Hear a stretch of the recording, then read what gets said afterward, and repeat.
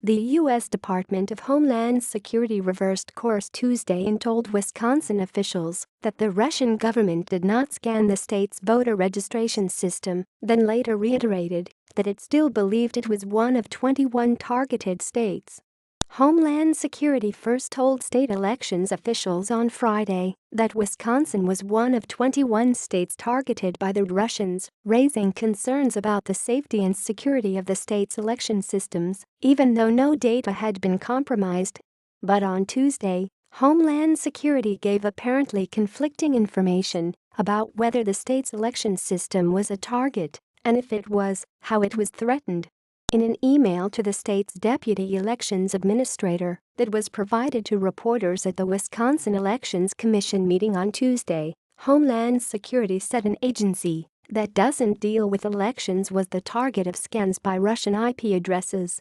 Based on our external analysis, the Wisconsin IP address affected belongs to the Wisconsin Department of Workforce Development, not the Elections Commission, said the email from Juan Figueroa with Homeland Security's Office of Infrastructure Protection.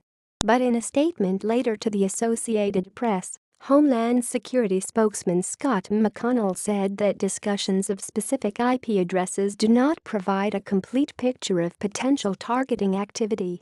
The department stands by its assessment that Internet-connected networks in 21 states were the target of Russian government cyber actors seeking vulnerabilities and access to U.S. election infrastructure, McConnell said.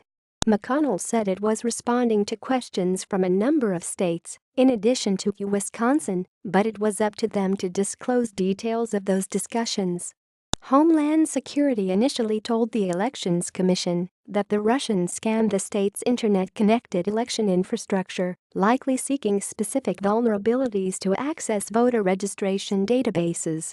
Either they were right on Friday, and this is a cover-up, or they were wrong on Friday and we deserve an apology, Mark Thompson, the commission's chairman, said in light of the new email. Wisconsin's chief elections administrator, Michael Haas, had repeatedly said that Homeland Security assured the state it had not been targeted.